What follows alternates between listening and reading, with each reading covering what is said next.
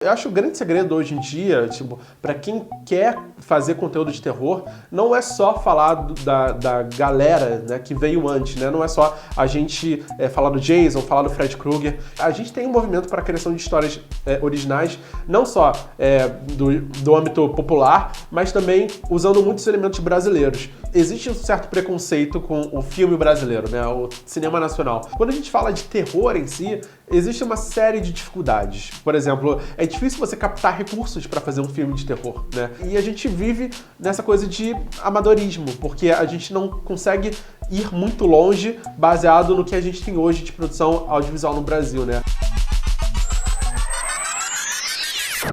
Chega junto para acompanhar a segunda parte do meu papo com o Nando Ticon. O Nando tem um canal Hora do Terror aqui no YouTube, mais de 133 mil inscritos. E olha, na primeira parte a gente falou muito sobre clássicos do terror, lá dos anos 80 e 90. Se você não viu, clica aqui em cima, assiste e volta, porque a gente tem muito assunto pela frente. A gente precisa falar sério sobre terror. Eu não tô falando de sushinho, historinha, coisinha. Eu tô falando de filme, jogos, livros, seriados e tudo que a gente inventar aqui nessa história. Então, se você curte terror, essa é a hora de se inscrever aqui no canal e fazer parte dessa comunidade para debater sobre o gênero. Começa agora a Hora do Terror. Agora eu quero saber como é que começou essa tua paixão pelo gênero, Nando. Você consegue lembrar, assim, qual foi o primeiro filme que você assistiu? Quantos anos você tinha? Eu acho que não foi nem filme, assim. A primeira vez que eu me assustei e me marcou bastante foi eu assistindo meu primo jogar Mortal Kombat. Eu tinha, sei lá, 4, 5 anos. E ele tava jogando Mortal Kombat e ele fez um Fatality, onde um dos personagens, o Liu Kang, ele se transforma num dragão e come metade do Sub-Zero, e sai sangue, tripas e tal. E eu lembro de ter corrido do quarto depois de ver essa cena grotesca, assustadora. E era DOS, né? DOS, é uma coisa 8 bits, é retrosaço. E então essa foi a primeira vez que eu lembro de ter sentido muito medo e susto. E aí em diante, eu tive outras experiências que eu assistia na TV, né? Os grandes clássicos do terror, né? O Fred Krueger, do Jason. Mas eu não lembro de sentir realmente muito medo com essa galera. O que eu realmente senti medo foi com uma coisa mais sobrenatural. Por exemplo, o grito e o chamado, principalmente quando lançou nos anos 2000, né? Cara, isso me marcou de uma forma muito profunda, assim. Eu já era mais adolescente e tal.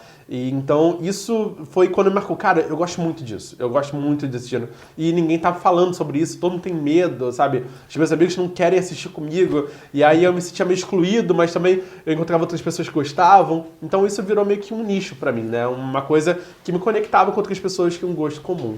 E aí você, em 2014, você começou o canal, mas antes do canal você já fazia um podcast, né? E esse movimento é interessante porque agora tá todo mundo que tem canal, todo mundo que curte, que tá ligado mais ou menos para onde as coisas estão indo, todo mundo tá migrando para os podcasts, ou tá criando podcast também. Inclusive fica a dica que você também pode assistir, acompanhar o Chega Junto em áudio no nosso podcast, está disponível no Spotify, no Deezer, no Google Podcast, no Apple Podcast, enfim, procura lá o Chega Junto, você pode ouvir também as conversas onde você quiser, na hora que você quiser, do jeito que você quiser. Mas você começou lá. Como é que foi essa fase inicial? Eu acho que, junto com milhares de pessoas, né, começaram realmente a ouvir podcast em 2009, 2008, a gente foi, sabe, crescendo e quando a gente estava na faculdade, a gente também ouvia muito, se debatia muito os grandes podcasts, né, que a gente ouvia, principalmente o Nerdcast, que era o que bombava na época.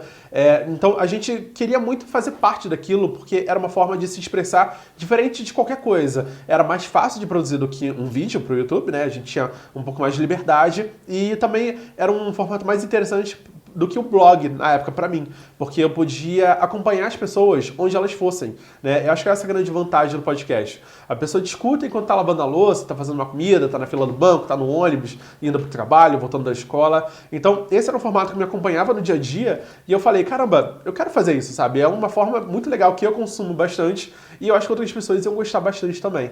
Então, o podcast pra gente foi, tipo assim, pra mim, que editava e gravava, mas todo mundo que me ajudou a gravar e participou dos episódios, a gente aprendeu muito a criar conteúdo ali, né? E isso amadureceu naturalmente para o YouTube depois. Que foi em 2014, 2015. Exatamente. E aí você começou, e o que você percebeu quando você chegou no YouTube falando desse assunto? Já existiam outros canais também com essa com essa temática ou você sacou que você estava ali desbravando um terreno meio novo? Os canais que falam especificamente do gênero terror, eles são poucos aqui no Brasil. Digo poucos no sentido de que eles levaram adiante, eles se profissionalizaram, eles mantiveram a produção ao longo dos anos, porque muita gente surgiu e muita gente, sabe, foi deixando de criar conteúdo também. Mas conforme o mercado, né, o audiovisual, o YouTube, ele foi amadurecendo junto. Todo mundo que começou naquela época não sabia como a plataforma funcionava, né? O que dá certo, você fazer vídeo longo, vídeo curto, você postar todo dia. Exatamente. E aí a gente fala de terror, é um conteúdo sensível, né? Você não vai poder mostrar uma violência gráfica num vídeo, assim, disponível publicamente, né? Você não vai poder botar cenas muito pesadas também, porque o público-alvo, ele é um público mais acessível, mais infantil às vezes. Então, depende do seu público, né? Depende do que tipo de conteúdo você quer falar, mesmo sendo de um nicho. Então, esse pra mim foi o maior baque, né? Porque no podcast a gente estava livre para fazer o que quiser, não tinha imagem, então a gente podia botar os sons, podia ter duração que quisesse, interação com os usuários, com os ouvintes e tal. E no YouTube não era assim. No YouTube, para você realmente atingir uma audiência, atingir as pessoas, ser encontrado, né, pelas pessoas que buscam esse tipo de conteúdo, você tem todo um trabalho um pouco mais sensível, um trabalho que demora um tempo para você se acostumar e a pegar o jeito. Então, essa mudança brusca foi o desafio pra gente, mas ao mesmo tempo trouxe ótimos frutos, né? Porque a gente atingiu uma galera que não ouvia podcast, mas assistia o YouTube, né? Então, foi bem legal. E como é que você construiu essa relação com essa audiência? Eu imagino que você tenha reunido, lá são 130 e tantos, mais de 133 mil inscritos no canal, gente fissurada por terror também, né? Como é que essa galera responde aos teus vídeos? O que você vê de mais curioso nessa relação de vocês? Pelo canal se focar no gênero terror, né? A gente fala sobre livro, filmes, jogos, séries, a gente consegue mapear diferentes tipos de público, alvo dentro desse nicho, né? Por exemplo, os jogos, ele realmente é muito mais focado a um público muito novo, né? O jovem adolescente, a criança, às vezes, que adora ver videogame, tem bastante tempo disponível, consegue ver vídeos de 1 hora e meia de gameplay e tal. Já o filme, né? A gente fala para uma galera um pouco mais velha, que gosta de ir ao cinema, paga o seu próprio ingresso, né? Precisa ter 16, 18 anos para assistir certos filmes. Sim. Então rola um debate muito legal quando a gente se trata de filmes. Aí, às vezes, a gente faz também curiosidades, né? Que aí já é uma linguagem um pouco mais pop, uma linguagem, tipo, trazer curiosidades sobre filmes antigos, mas filmes novos. Então, a gente já aborda uma galera completamente, assim, super abrangente. Tanto a galera super nova, quanto a galera mais velha. E quando a gente fala de livro, nossa, realmente aí é um público focado em quem realmente lê livro. Aqui no Brasil não é muita gente, assim, pelo que a gente percebe, assim, um debate a fundo de livro, apesar de que o YouTube é uma grande plataforma para difundir a leitura e a literatura, e na literatura é a base do terror que a gente conhece hoje em dia, né? Todos os filmes, grandes, os clássicos, os vilões, tudo isso foi baseado em histórias que foram escritas ao longo do século XIX, século XX. Então é muito importante pra gente também falar sobre livros de terror, porque é onde começa muito ou a maioria dessas histórias. E é um público também focado em livro, não é completamente diferente do público que consome as outras áreas. E aí a gente tem um ponto até comum, porque eu vi que você levou no seu canal um cara que teve aqui também, que é o Rafael Montes. Ah, maravilhoso. É um talento, um escritor brasileiro. Se você não viu esse papo, tá aqui também em cima agora o link.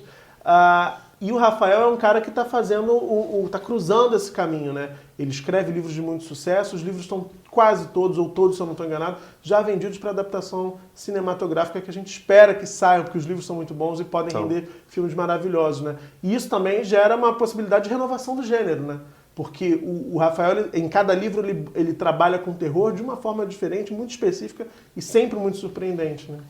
O Rafael ele tem uma qualidade muito grande, não só dentro do gênero de suspense, policial, thriller, terror, mas como ele tem uma técnica muito apurada, um jeito de escrever, sabe, muito amadurecido, que realmente tem muito reconhecimento, e é um parceiro meu, é um amigo meu, que a gente convive, a gente se esbarra em eventos e tal, a gente sempre está conversando sobre alguma coisa que está acontecendo, e acho que a grande vantagem do Rafael, aproveitando toda essa qualidade, ele tem essa aproximação muito grande com outras mídias, outras formas de narrativa. Então, assim, ele tá produzindo filmes, ele tá produzindo roteiros audiovisuais, websérie, ele participa de várias coisas que trazem uma bagagem ainda mais profunda, né, sobre como contar essas histórias. Então, eu acho o grande segredo hoje em dia, tipo, para quem quer fazer conteúdo de terror, não é só falar da galera, né, que veio antes, né? Não é só a gente falar do Jason, falar do Fred Krueger. Eu acho que em 2019 em diante, e eu já faço parte desse movimento, a gente se unir para criar nossas histórias também, né? Então, muitos colegas meus de YouTube, de internet, participam de roteiros de quadrinho, roteiros de livros, né? A gente tem um movimento para a criação de histórias originais, não só do âmbito popular, mas também usando muitos elementos brasileiros. Então, eu acho que o futuro do YouTube, do nicho, né? Quando você fala de nicho, não só falar do que é pop, que eu acho que já também está se tornando uma coisa um pouco saturada, você falar dos super-heróis, você falar das séries de sucesso, é uma coisa que muita gente começa a criar conteúdo, e aí, às vezes, o que falta para o criador de conteúdo, ou a pessoa que está lá naquele meio por muitos anos, é contar suas próprias histórias. Uma coisa que a gente vê isso muito forte no terror. A gente se mobiliza muito, né? E o Rafael é um grande expoente aí, dando esse exemplo maravilhoso aí de grandes publicações. O último livro dele tá excelente, assim, muito incrível. Sensacional. Sensacional. Ele esteve aqui falando exatamente nesse papo quando ele estava terminando de escrever o livro. Depois eu soube que ele mudou o final, ele tinha falado uma coisa pra gente aqui, não falou o final, óbvio. Olha aí. Mas ele falou, assim, deu uma ideia assim, nos bastidores, depois eu soube que ele mudou o final, enfim, maravilhoso. Rafael tem que voltar aqui logo. A gente está falando de um grande autor brasileiro, embora muito jovem, mas o Brasil não tem uma trajetória, não tem uma tradição, na verdade, de produção de filmes de terror, né? Isso é bem curioso. A gente tem uma produção cinematográfica que passou por altos e baixos e sempre está assim, se atropelando, mas a gente teve muito desenvolvimento na comédia, filmes policiais também grande sucesso, dramas, mas no terror a gente nunca navegou muito por essa praia, né? Não. Eu acho que existe muito preconceito ainda em relação ao filme nacional. Ou será que a nossa vida já é tão aterrorizada que a gente nem se empolga pra fazer filme de terror? Eu acho que também até um pouco. A gente tá tão anestesiado com tanta atrocidade que a gente vê no dia a dia que o filme de terror bobo não vai ser bobagem. Exatamente, não vai fazer efeito nenhum. Mas falando de nicho de produção audiovisual, eu acho que assim, no geral, vamos lá, eu acho que existe um certo preconceito com o filme brasileiro, né? O cinema nacional. Apesar da gente ter vários expoentes, vários filmes clássicos aí que chamam muita atenção e ganham prêmios no mundo todo. Mas a gente ainda tem esse meio que uma negação, uma coisa que distancia a gente da produção nacional. E a gente adora ver seriado brasileiro, novela brasileira, né? A gente vê muito conteúdo brasileiro. Desenho animado brasileiro a gente vê bastante. Sim. Então, qual é o problema com filme quando passa no cinema, né? E realmente é uma coisa que eu, particularmente, eu tento entender, estudar. Quando eu analiso a qualidade dos filmes, eu sinto que a gente tem sim uma saturação na comédia, porque é um tipo de filme que traz o retorno. O resultado é quase certo. Exatamente. É mais popular também, né? Você tem mais pessoas podem assistir, crianças podem assistir, né? O público mais adulto gosta de assistir, então ele é mais acessível. Quando a gente fala de terror em si, existe uma série de dificuldades. Por exemplo, é difícil você captar recursos para fazer um filme de terror, né? São pouquíssimas as empresas que se prestam a apoiar um filme, né? Você utilizar as leis de incentivo para apoiar um filme de terror em si. São poucas as que surgiram e agora a gente está lutando cada vez mais.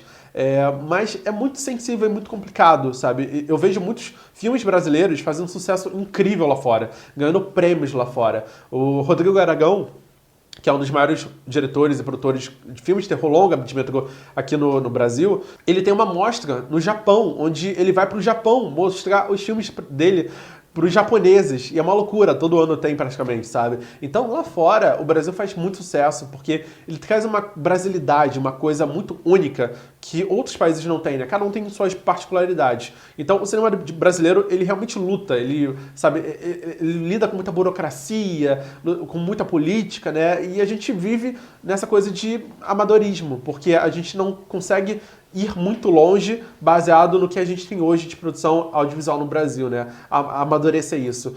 Até quando você fala que, cara, eu quero fazer um mega filme incrível, são poucos os estúdios ou produtoras ou grandes distribuidores que têm acesso a capital, né? Ao dinheiro para investir em cinema. Enfim, existem muitos outros motivos, mas eu consigo pontuar esses. E eu tô vendo ainda filmes incríveis brasileiros de terror sendo distribuídos. Então, a gente está amadurecendo muito, principalmente com Netflix, investindo pesado no Brasil em produções de websérie e filmes de terror. E também a Amazon começou a investir, a HBO, enfim, vários distribuidores, produtores, canais, eles estão vindo para o Brasil e a gente está muito atento a isso, para essas oportunidades que estão surgindo. Bacana. Bom, a gente tem um quadro aqui no canal, aqui no Chega Junto, que é o Galeria Chega Junto. Vamos lá.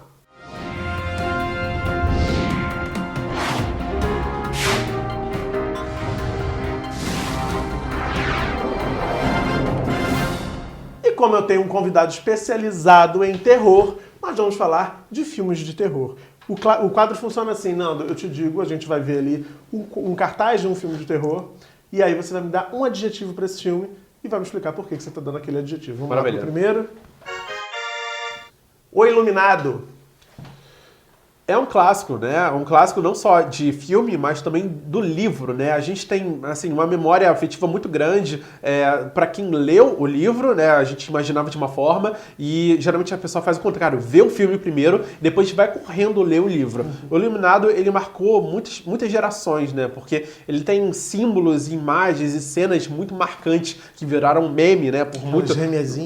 vários memes, assim, Here's Johnny, e a perseguição com o Machado, e o próprio tema do Iluminado, né? A gente vai ter uma continuação, que é o Doutor Sono, né? Já tem trailer e tal. Então tá todo mundo muito animado para as produções do Stephen King, né? Tudo que é livro do Stephen King vira série ou vira filme. Então, cara... Não tem como a gente falar de terror sem falar dele, inclusive. Não, com certeza. Ele é uma base, assim, ele é uma base que a gente importa muito, né? Tipo, se você vê muita gente produzindo terror hoje em dia, é porque essa pessoa em algum momento foi muito fã do Stephen King e utiliza alguns dos elementos dele para fazer terror aqui no Brasil também. Vamos lá? Jogos Mortais, Nando. Jogos Mortais? Intrigante. Acho que essa é a palavra, né? Porque o primeiro filme é maravilhoso. É um filme de baixíssimo orçamento. Um dos primeiros filmes aí do James Wan, né? Onde, quando ele não era ninguém, junto com o roteirista que faz um dos personagens durante o filme, né? Eles conseguiram fazer esse blockbuster que intrigou todo mundo, um suspense de muito alto nível, né? E aí, quando eles foram... pediram para fazer um segundo, né? Eles realmente conseguiram expandir, né? Trazer mais personagens e conseguir amarrar mais coisa. E aí, em diante, virou uma franquia muito maluca, aí com qualidade muito duvidosa, mas que continuou fazendo muito dinheiro, né? Pois é, continua rendendo aí. Vamos lá pro último. Brinquedo Assassino. Divertido, nossa, os primeiros... Você é fã do Chuck? Eu sou muito fã do Chuck. Os 3 primeiros filmes, né? Porque a partir da Noiva de Chuck, que é o 4º filme, ele virou muito galhofa, ele abraçou a comédia. Ele, assim, fez uma coisa tosca, idiota, mas com muito sangue, então ele realmente abraçou uma coisa muito mais cômica, que trouxe um público completamente diferente. Existe sim essa divisão entre públicos, né? Que a galera gosta mais do Chuck terrorzão, com susto, com medo, Chuck pegando fogo, e aquelas cenas bizarras, e o Chuck cômico, né? Todo costurado, com a esposa ali, com o filho do Chuck e tal. Então isso é muito legal, e o novo filme veio trazer toda essa discussão de volta, né? Que vai estrear agora em agosto. Bom, e hoje é quinta-feira, vou emendar logo no outro quadro pra gente encerrar esse papo aqui, que é o TBT.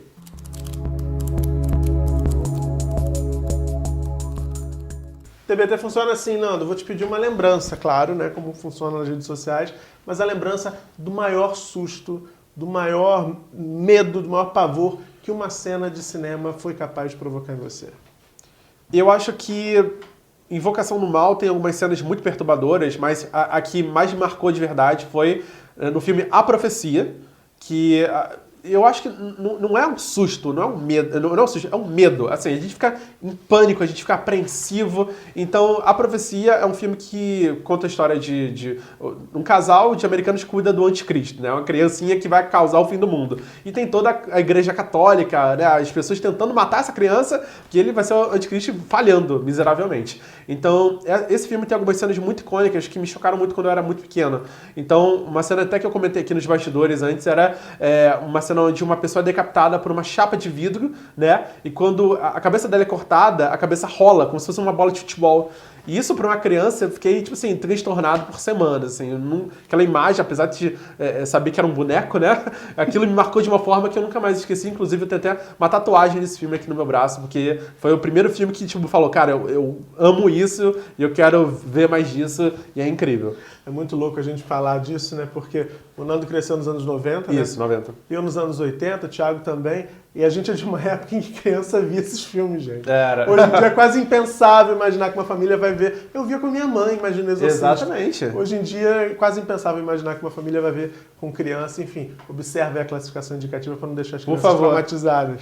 Querido. Obrigado, querido. Muito de obrigado verdade, por ter vindo. O papo foi ótimo. Tomara que você volte aqui em breve pra gente bater mais papo, falar mais de terror e dar risada também nesses clássicos. Com certeza. Espero que vocês tenham curtido. Deixa like aqui embaixo, comenta, compartilha pra mais gente conhecer todo esse assunto aí que a gente falou vastamente sobre o terror. E na semana que vem, terça-feira, eu tô aqui às 7 da noite esperando você com mais Chega Junto. E aqui você já sabe, rola sempre um bom papo. Beijão e até lá. Valeu.